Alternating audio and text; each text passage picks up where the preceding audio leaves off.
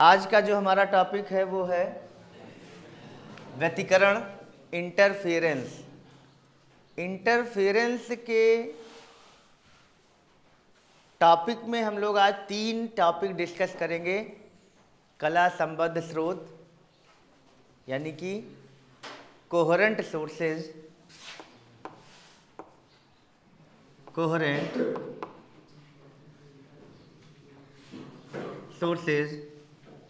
Definition of interference, व्यतिकरण की परिभाषा, व्यतिकरण में परिणामी तरंग का आयाम व तीव्रता और प्रतिपालित व्यतिकरण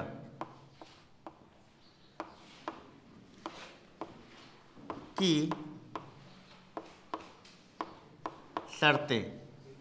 सस्टेन्ड इंटरफेरेंस, इंटरफेरेंस का मतलब होता है कि व्यतिकरण जो हो वो अस्थायी रहे, स्थायी रूप से प्राप्त होता रहे, समय के साथ व्यतिकरण लगातार हमको मिलता रहे।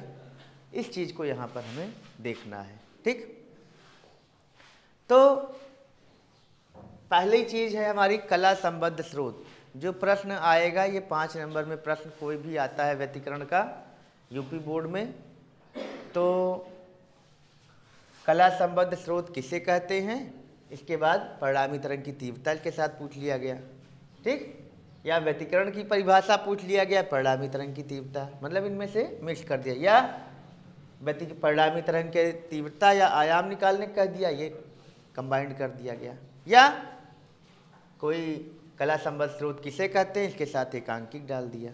ठीक, फ्रिंज चौड़ाई का जो सूत्र है, अभी व्यतिकरण में फ्रिंजेज बनती हैं, फ्रिंज की जो चौड़ाई का सूत्र है ये इस बार सिलेबस में नहीं है।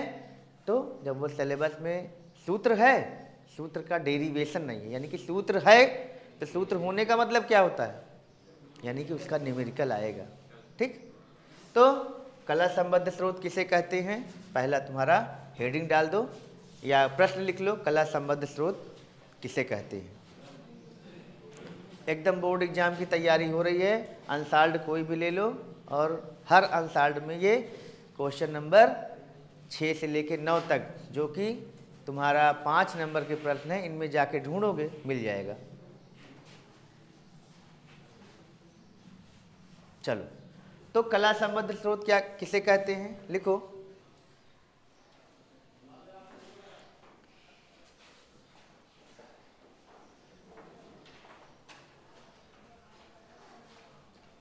ऐसे प्रकाश स्रोत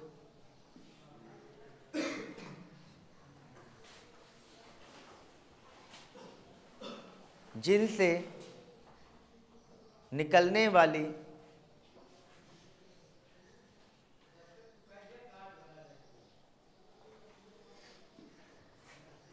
तरंगों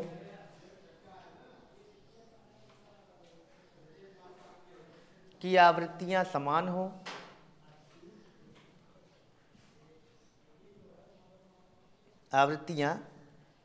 हो, तथा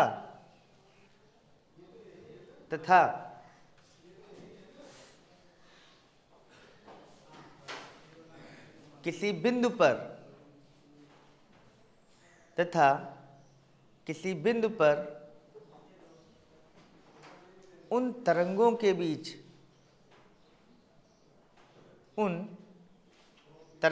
बीच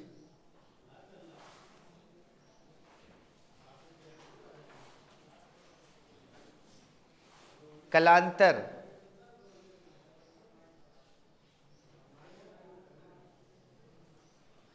शून्य हो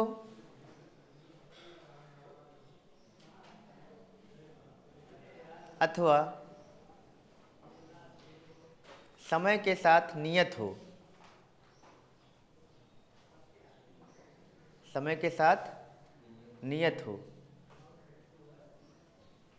कला संबद्ध स्रोत कहलाते हैं।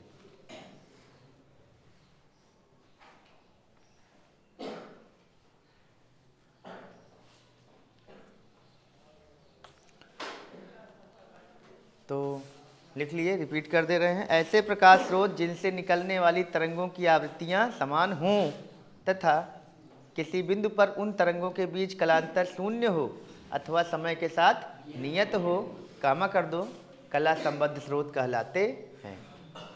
ठीक है ना, हो गया। अगला प्रश्न जो तुम्हारा पूछा जाता है कि दो भिन्न भिन्न प्रकाश स्रोत कला संबद्ध नहीं हो सकते, क्यों? है ना, तो लिख लो, दो भिन्न भिन्न प्रकाश स्रोत, दो भिन्न भिन्न प्रकाश स्रोत कला संबद्ध नहीं हो सकते, क्यों? बहुत इंपॉर्टेंट क्वेश्चन है, बहुत पूछा गया प्रश्न है।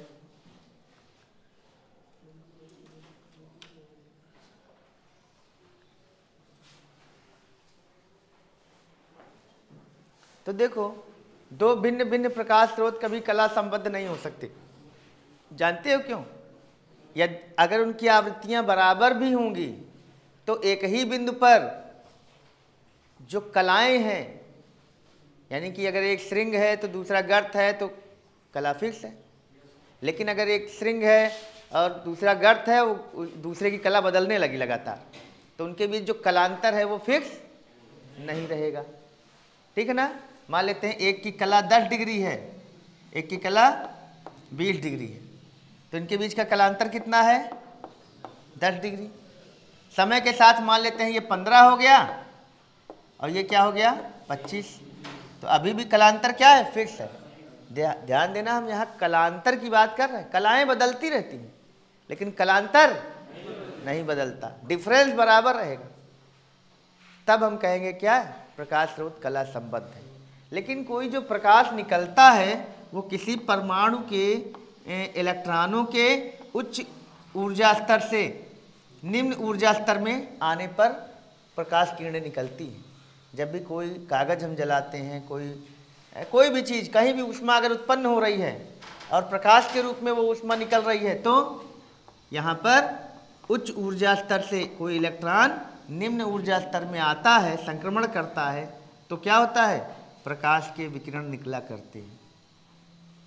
तो इनकी जो प्रोबेबिलिटी है, इनकी जो प्रायिकता है, वो कभी निश्चित नहीं रहती। हो सकता है वो यहाँ से यहाँ आ रहे हैं, हो सकता है वो यहाँ से यहाँ जंप कर रहे हैं। तब तो एक ही बल्ब से, एक ही ट्यूबलाइट से एक बल्ब है जल रहा है, उससे चलने वाली प्रकाश किरणें तो हैं, सब रेड कलर की निकल रही हैं, सब येलो कलर की निकल रही हैं, लेकिन उनके बीच में अगर हम एक दूसरा बल्ब जला दें, एक रेड बल्ब यहाँ जला दें, एक रेड बल्ब यहाँ जला दें, दोनों से लाल रंग की प्रकाश की तरंग दैर्ध्य निकल रही हैं, आवृत्ति लाल रंग की है, लेकिन यहाँ से जो तरंगे निकलेंगी और यहाँ से जो तरंगे भिड़ेंगी इनसे, अब यहाँ पे इनका कलांतर कभी स्थिर नहीं रहता। होना चाहिए, लगता है कि भाई दोनों की आवृत्तियाँ समान है, दोनों को एक बल्ब एक के स्विच से जलाओ, एक साथ जलाओ, लेकिन जो इसके फिलामेंट के अंदर जब ये हीट हो रहा है तो क्या होता है? इलेक्ट्रॉनों का अगर उच्च ऊर्जा स्तर से निम्न ऊर्जा स्तर में संक्रमण हो रहा है तो वो संक्रमण की जो प्रायिकता है, प्रोबेबिलिटी है, वो फिक्स नहीं है। वो किस ऊर्जा स्तर से निकाल के वो लाल रंग को निकाल रहा है हमें पता नहीं। तो यहाँ पर एक ही बिंदु पर आवृत्ति तो बराबर रहेगी लेकिन कलांतर फिक्स नहीं रहेगा, और जब कलांतर फिक्स नहीं रहेगा तो कला संबद्ध नहीं होंगे। एक ही बिंदु पे अगर श्रृंग गर्त मिल रहा है, फिर श्रृंग श्रृंग मिलने लगा, फिर कोई और कला में मिलने लगा, तो क्या होगा?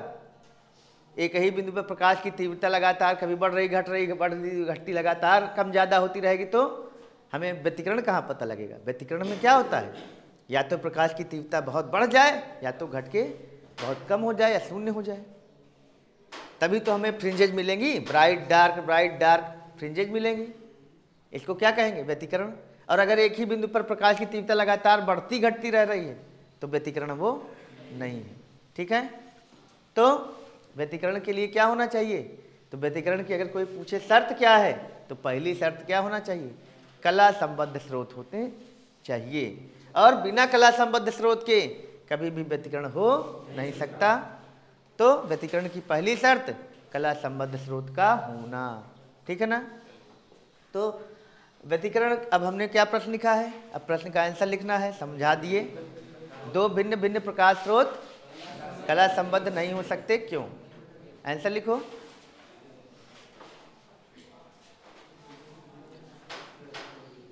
समान आवृत्तियों के भिन्न भिन्न प्रकाश स्रोत, समान आवृत्तियों के भिन्न भिन्न प्रकाश स्रोत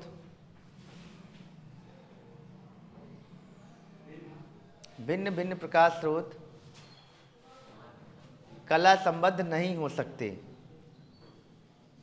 क्योंकि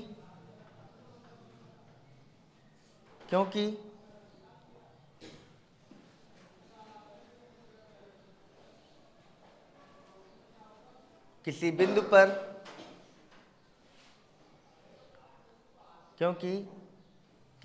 पर इनसे चलने वाली तरंगों के बीच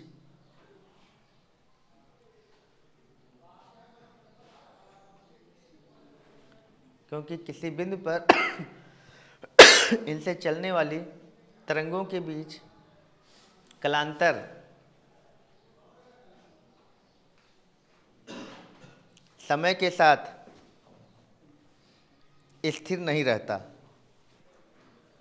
एकदम रट डालना और रट के हमें कल बताओ।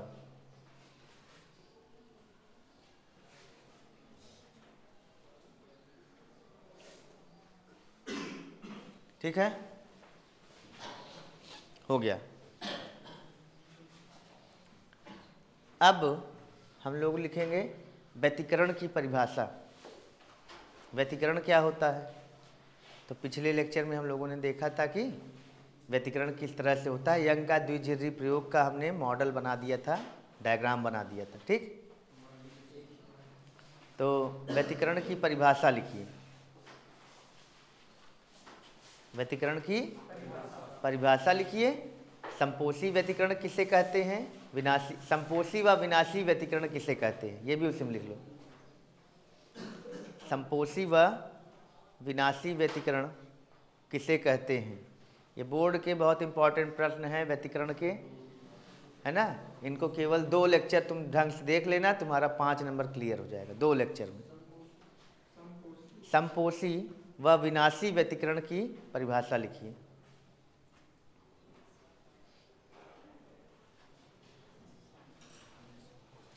चलो, तो आंसर लिखो।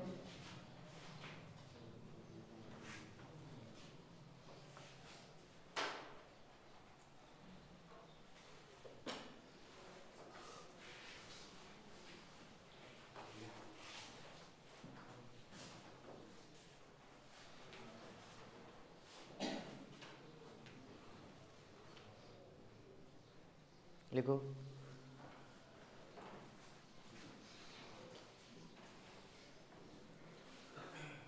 दो कला संबद्ध प्रकाश स्रोतों से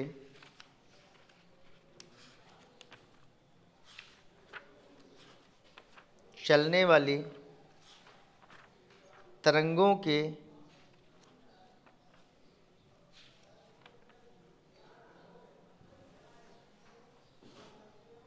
अध्यारोपण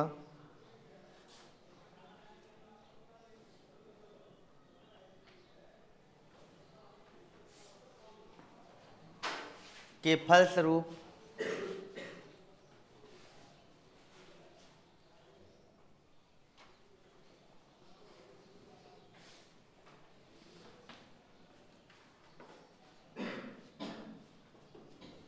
माध्यम में स्थित कुछ बिंदुओं पर परिणामी तरंग की तीव्रता अधिकतम व कुछ बिंदुओं पर परिणामी तरंग की तीव्रता न्यूनतम हो जाती है।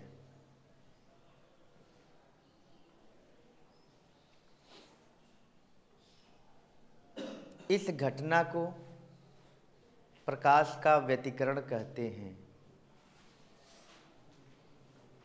इस घटना को प्रकाश का व्यतिकरण कहते हैं।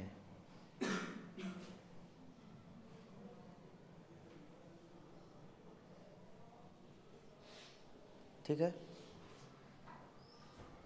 केवल व्यतिकरण की परिभाषा आएगी तो यहाँ तक लिखेंगे, और संपोषी व्यतिकरण की आएगी तब भी ये लिखना ही पड़ेगा। बिना व्यतिकरण की परिभाषा के हम संपोषी और विनाशी व्यतिकरण की परिभाषा को लिख नहीं सकते। तो आगे लिखो, जिन बिंदुओं पर, हाँ आगे लिखो, जिन बिंदुओं पर परिणामी तरंग की तीव्रता अधिकतम होती है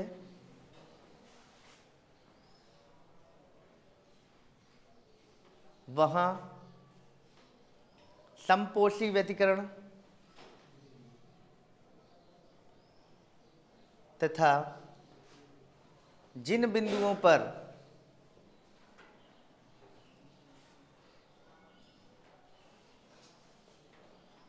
परिणामी तरंग की तीव्रता न्यूनतम होती है वहां विनाशी व्यतिकरण होता है।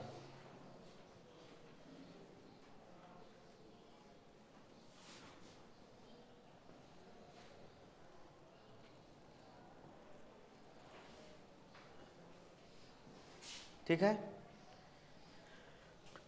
देखो हमने बताया था कि संपोषी व्यतिकरण में क्या होता है, या तो श्रृंग श्रृंग मिलेगा या तो गर्त और गर्त मिलेगा, और विनाशी व्यतिकरण में एक का श्रृंग दूसरे का गर्त। ये विनाशी व्यतिकरण है, विनाशी, और ये क्या है, संपोषी। तो बताओ संपोषी व्यतिकरण में कलांतर क्या होता है, दोनों का श्रृंग श्रृंग है तो एक ही कला में है तो कलांतर हो जाएगा 0, और यहाँ पर विनाशी व्यतिकरण है तो कलांतर क्या हो जाएगा 180 डिग्री। विपरीत अगर एक का श्रृंग है, श्रृंग और गर्त के बीच में कलांतर कितना होता है 180 डिग्री। ठीक, तो यहाँ पर तुम्हें एक चीज ध्यान में रखना है, इधर देखो, संपोषी व्यतिकरण में अगर कोई पूछे कि संपोषी व्यतिकरण में कलांतर कितना होता है तो कहोगे 0, और विनाशी व्यतिकरण में कलांतर कितना होता है 180 डिग्री। दो चीजें विपरीत दिशा में रहेंगी तभी उनकी जो परिणामी तीव्रता है वो न्यूनतम होगी। ठीक, अगर इनकी आयाम बराबर है तो 0 भी हो जाएगी। तो संपोषी व्यतिकरण में कलांतर कितना होना चाहिए 0। तो यहाँ कलांतर को हम फाई से दिखाते हैं तो 0 हो जाएगा, 0 डिग्री। इसके बाद तुम जानते हो कि अगर कोई 0 डिग्री पे है, कोई भी चीज़ अगर 0 डिग्री पे है, ये मान लेते हैं कि दो तरंगे हैं ऐसे 0 डिग्री पे हैं, और कोई तरंग 180 360 डिग्री घूम गई तो फिर तो वहीं पहुंच जाएगी, फिर 360 घूम गई फिर वहीं पहुंचेगी। यानी कि अगर कलांतर चाहे 0 डिग्री हो, चाहे 0 हो या 2 पाई रेडियन हो, रेडियन में ले रहे हैं, 0 डिग्री तो 0 रेडियन, 2 पाई रेडियन का मतलब, पाई का मतलब 180 दूनी 360, फिर 4 पाई, फिर 6 पाई, ऐसे करते जाओ ना। तो अच्छा ये बताओ क्या होना चाहिए, 2n पाई हो सकता है कि नहीं? जहां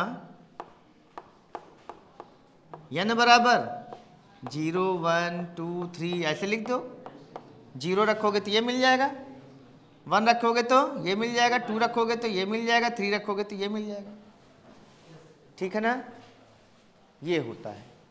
और अगर विनाशी व्यतिकरण है तो कलांतर कितना होगा पाई रेडियन, पाई का मतलब 180 डिग्री, बोलो।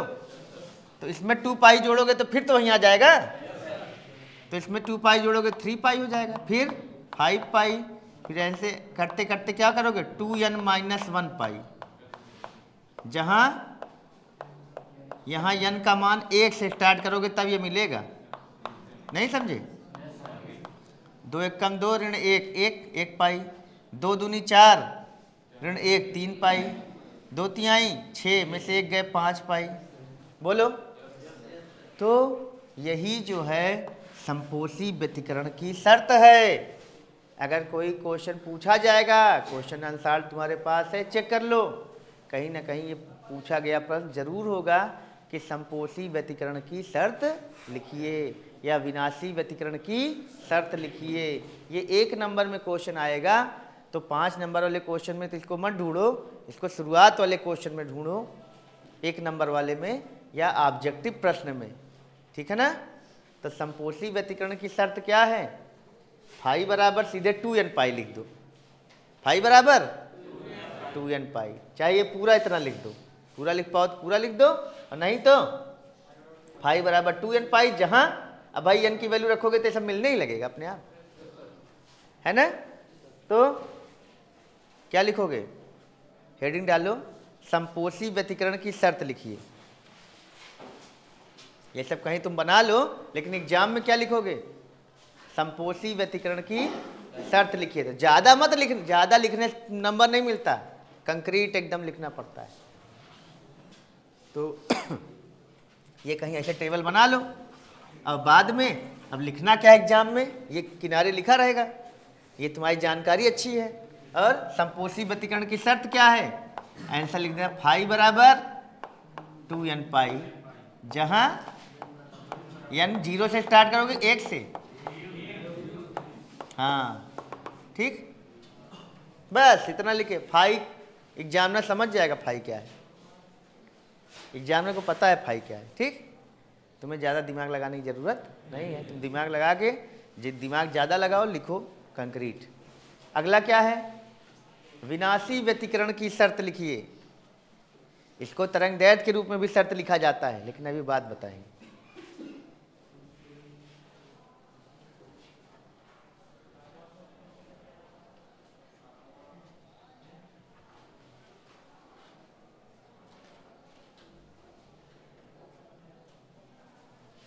अगला लिखो विनाशी व्यतिकरण की शर्त।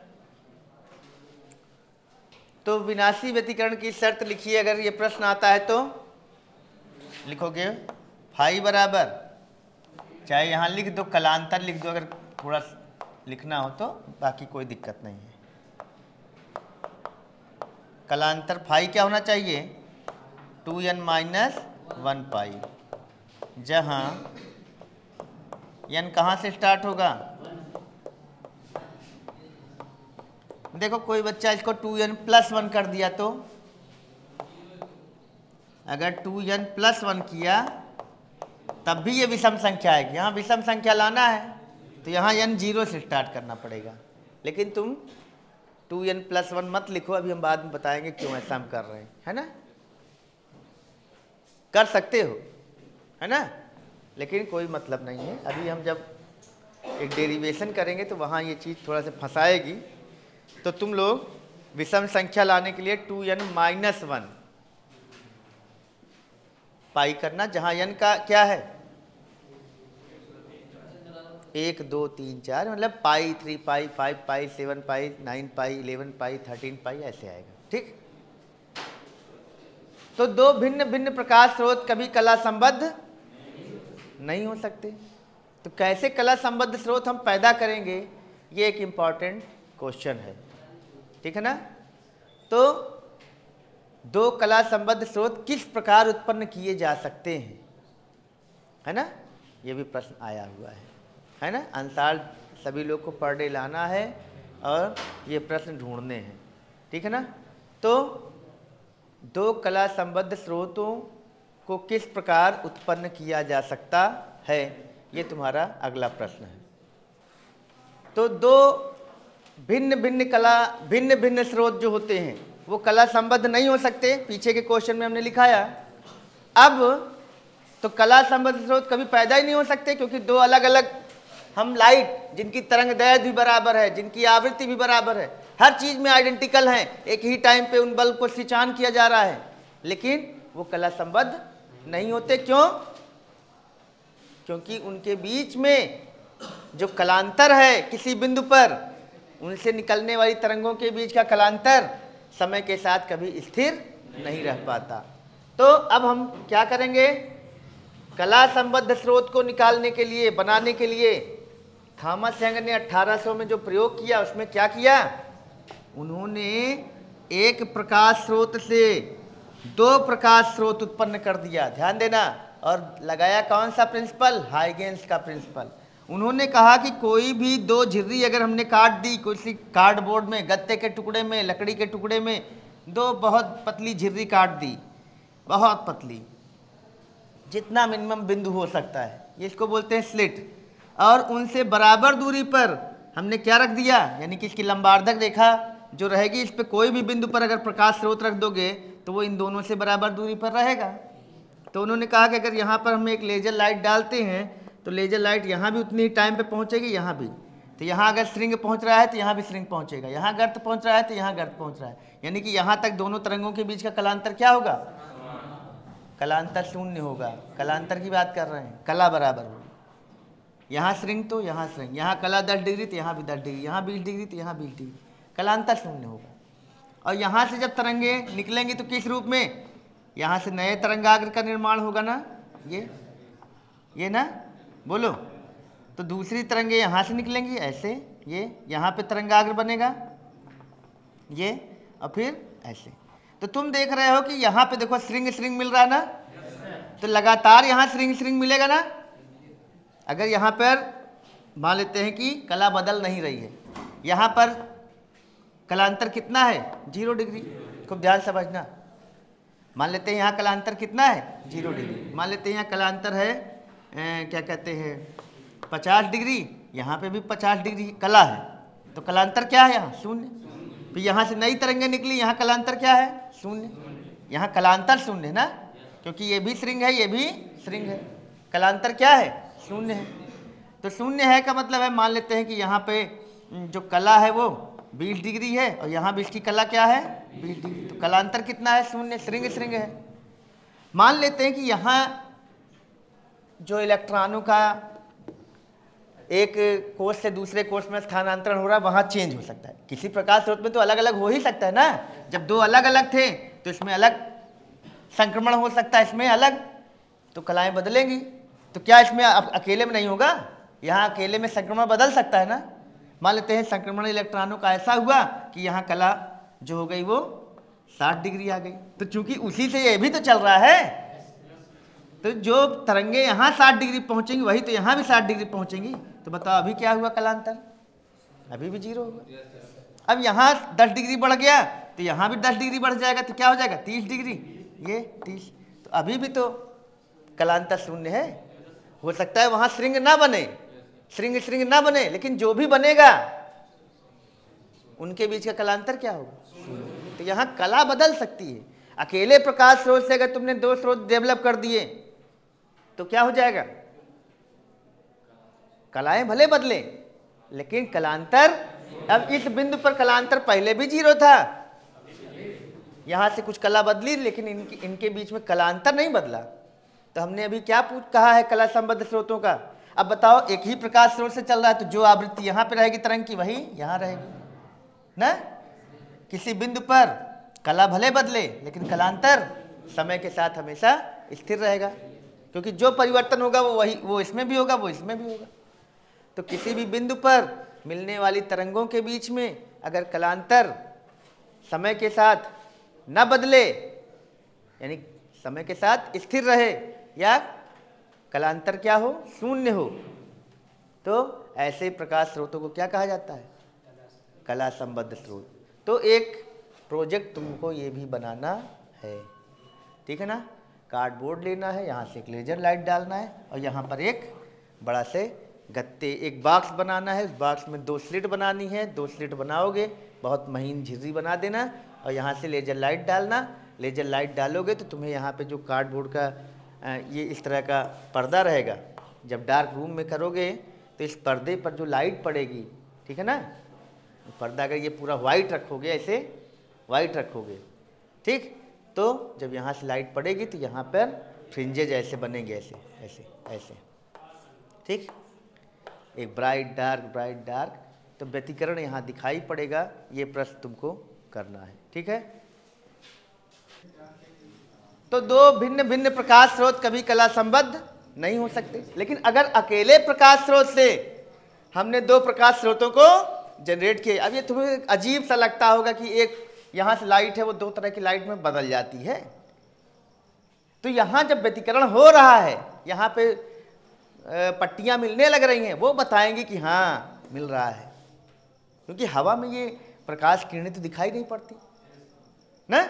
लेकिन यहाँ पर जब व्यतिकरण होता है तो कहीं ब्राइटनेस खूब ज़्यादा होती है, ब्राइट पट्टियाँ मिलने लगती हैं, फिर डार्क पट्टी, ब्राइट पट्टी, डार्क पट्टी, उनको फ्रिंजेज कहते हैं, फ्रिंज। तो पट्टियाँ बनने लगती हैं, वो पट्टियों को फ्रिंज कहते हैं। तो फ्रिंज बताती है कि लाइट की भिड़ंत हो रही है, उन भिड़ंत को बोलते हैं अध्यारोपण, सुपरपोजिशन। ठीक, तो ये प्रयोग हम लोग लैब में करेंगे और तुम लोग इसका प्रोजेक्ट बनाओगे। ठीक, तो आज तुम्हारा एक टास्क है कि जो लड़का इसको बनाना चाहेगा प्रोजेक्ट में बोर्ड के, वो ये बना लेगा। ठीक है ना। तो इंटरफेरेंस, ये पूरा प्रयोग डार्क रूम में किया जाता है, यानी कि कमरे में अंधेरा करके जब करोगे तो यहाँ स्ट्रिप्स दिखाई पड़ेंगी। ठीक, तो दो भिन्न भिन्न प्रकाश स्रोत कभी कला संबद्ध नहीं हो सकते, लेकिन जब एक ही प्रकाश स्रोत से दो प्रकाश स्रोतों को जनरेट कर लिया जाए, पैदा कर दिया जाए, तो ऐसे प्रकाश स्रोत कला संबद्ध होते हैं। तो अब प्रश्न क्या है, प्रश्न क्या लिखे थे कि दो कला संबद्ध स्रोतों को किस प्रकार उत्पन्न किया जा सकता है। तो तुम्हें भी पता लग गया ना।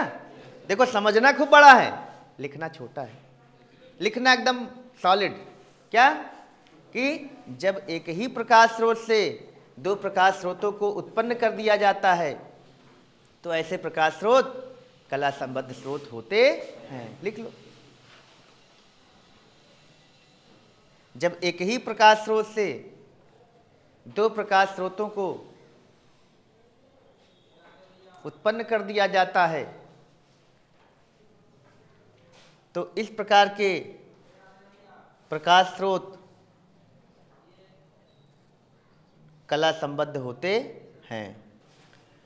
तो अब हम लोग देखेंगे, यहां तो एक तरीका है, यंग के डबल स्लिट प्रयोग में हमने एक तरीका यूज किया यहां कला संबद्ध स्रोत पैदा करने का, लेकिन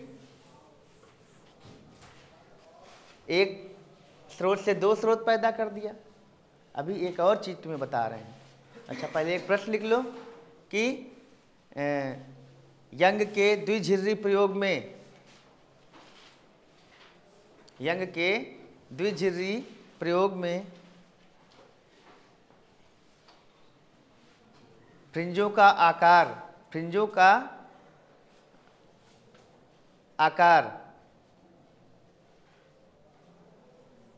कैसा होता है, कैसा होता है। ये ऑप्शनल प्रश्न आया हुआ है, तुम लोग ढूंढ ही नहीं पा रहे हो। हाँ, आंसर है अति परवलयाकार। आंसर है क्या? हाँ, हाइपरबोलिक, ब्रैकेट में HYPERBOLIC, हाइपरबोलिक, अति परवलयाकार। ठीक, चलो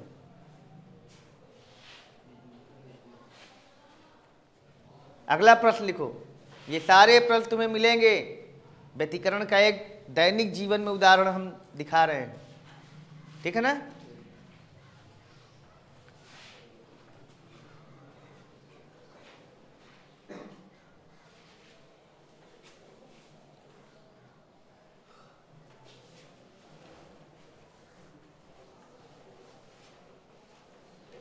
जमीन पर अथवा पानी पर, प्रश्नों का भाव देखना, बस भाषा मत देखना।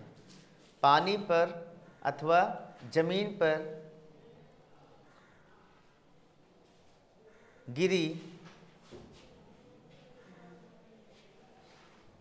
तेल की बूंद।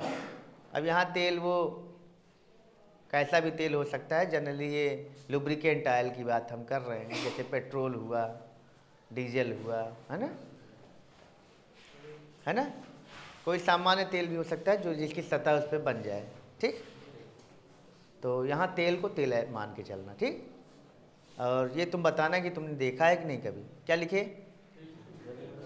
पानी अथवा जमीन पर गिरी तेल की बूंद रंगीन दिखाई पड़ती है। रंगीन दिखाई पड़ती है क्यों, है ना? या इसके रंगीन दिखाई पड़ने का कारण क्या है? ठीक, बहुत इंपॉर्टेंट क्वेश्चन। तो इसका आंसर एक ही है, व्यतिकरण।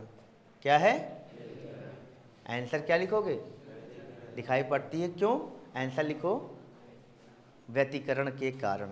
अब व्यतिकरण किसका है? ये प्रकाश का है। देखो साउंड में भी इंटरफेरेंस होता है। जो ये व्यतिकरण हो रहा है ना, ये प्रकाश के अलावा ध्वनि में भी होता है।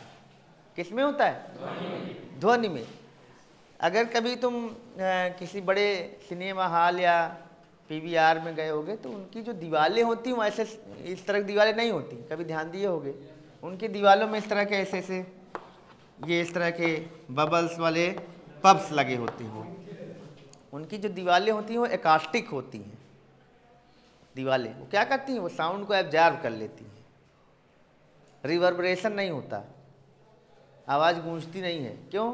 क्योंकि अगर लाइट वो प्रकाश जो है वो एक जगह वो ध्वनि एक जगह टकराई और टकरा के वापस आई और एक ध्वनि डायरेक्ट आ रही है, तो दोनों में कलाओं में अंतर रहेगा। तो पता लगे दोनों ध्वनि टक्कर करके कहीं ध्वनि की तीव्रता बहुत ज़्यादा बढ़ा देगी, कहीं ध्वनि की तीव्रता बहुत कम हो जाएगी।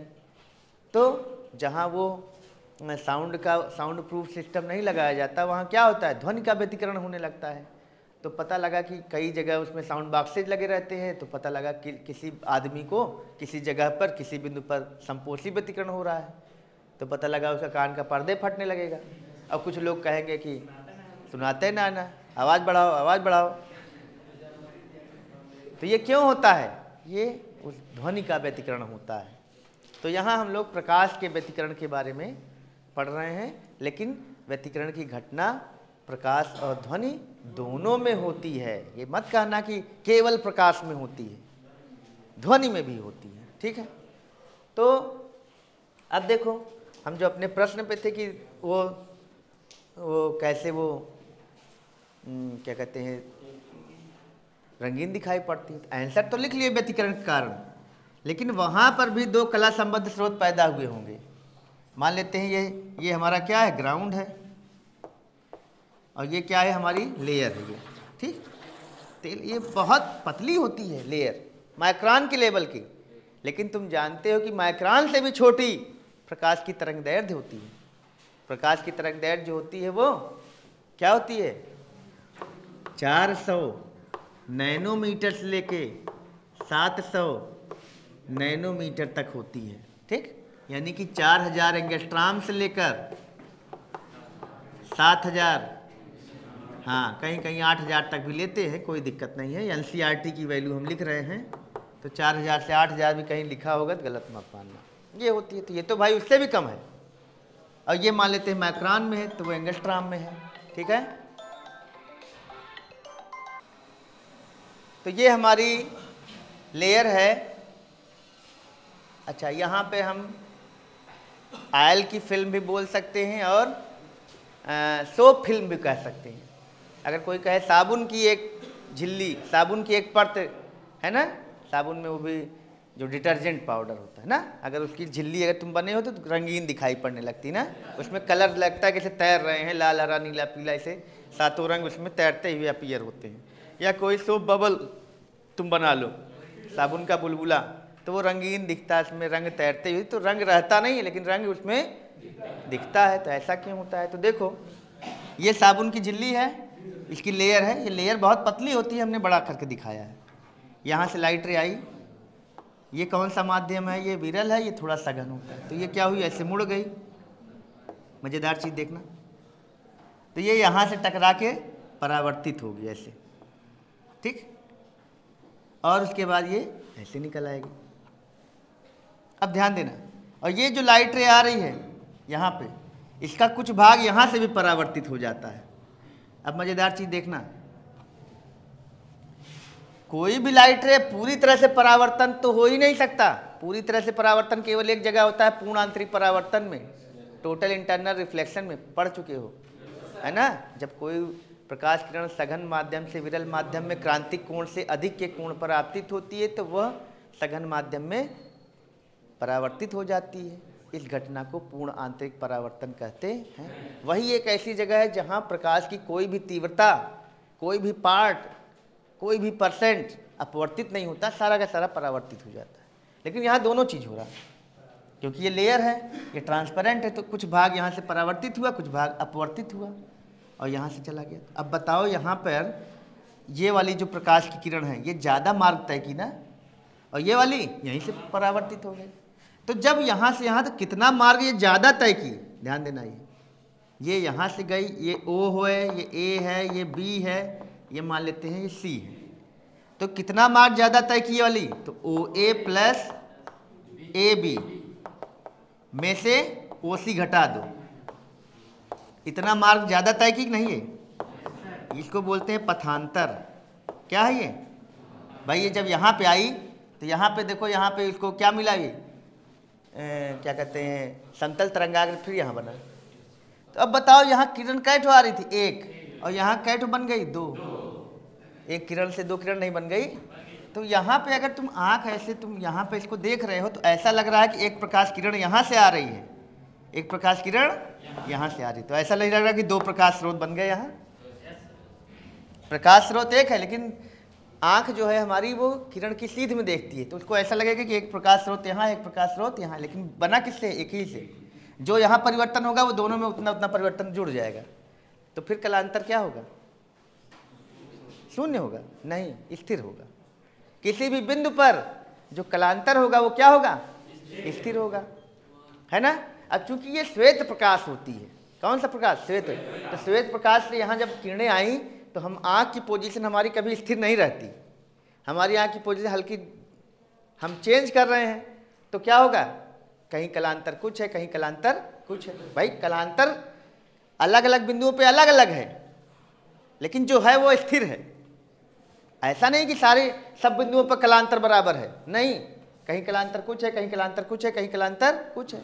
तो कलांतर के कारण जो परिणामी तरंग की तीव्रता होगी वो भी अलग अलग होगी, तो कहीं लाल रंग मिल रहा है, कहीं पीला रंग मिल रहा है, कहीं हरा रंग मिल रहा है, उनके व्यतिकरण के कारण।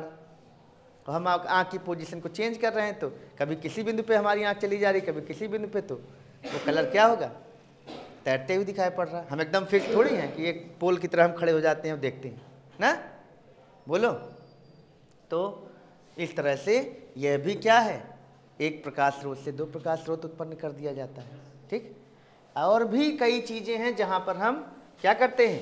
तो यंग का जो प्रयोग था वो तो पहला प्रयोग था जहाँ पे हमने क्या किया। इसके बाद न्यूटन ने भी बहुत प्रयोग किया। न्यूटन ने भी वो उनका न्यूटन्स रिंग बनाई, तो उन्होंने भी क्या कहते हैं प्रयोग किया।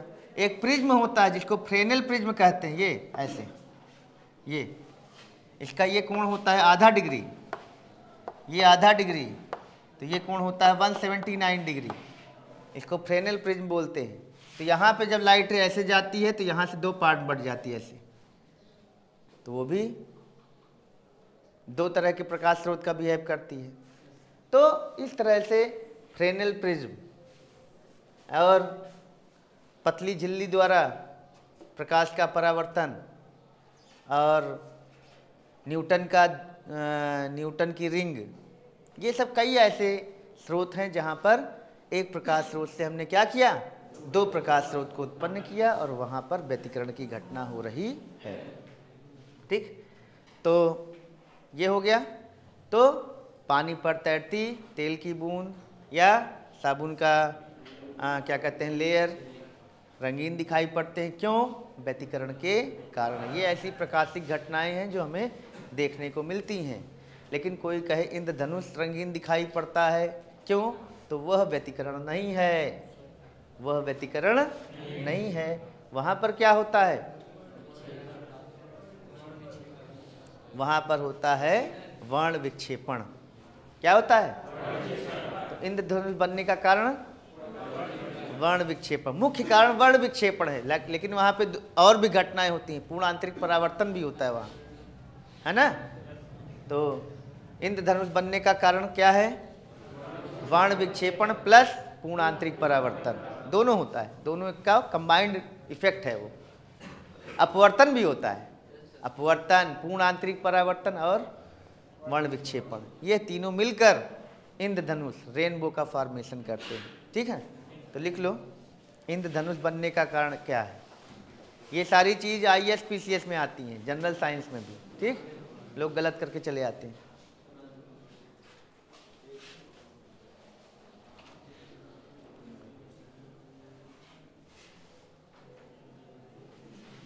तो इंद्रधनुष बनने का कारण क्या है? तो लिखो अपवर्तन प्लस पूर्ण आंतरिक परावर्तन प्लस वर्ण विक्षेपण, डिस्पर्जन ऑफ लाइट।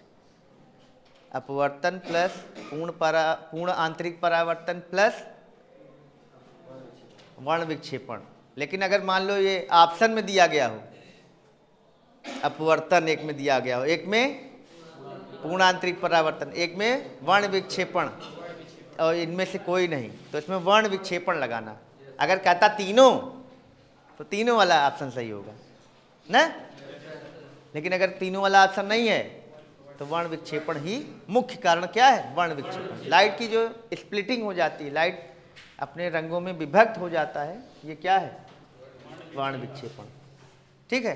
तो कला संबद्ध स्रोत केवल एक ही जगह नहीं पैदा होते, कई जगह कला संबद्ध स्रोत उत्पन्न किए जा सकते या उत्पन्न होते हैं। ठीक, तो इतनी चीज़ें हो गई। अब इसमें कोई और प्रश्न देखो, कोई चीज़ है? तो आज के लिए इतना ही।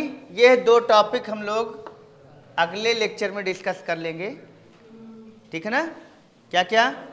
व्यतिकरण में परिणामी तरंग की तीव्रता व आयाम, इस पर एक न्यूमेरिकल भी खूब बढ़िया आता है, और प्रतिपालित व्यतिकरण की शर्तें। आज के लिए इतना ही। That's all for today.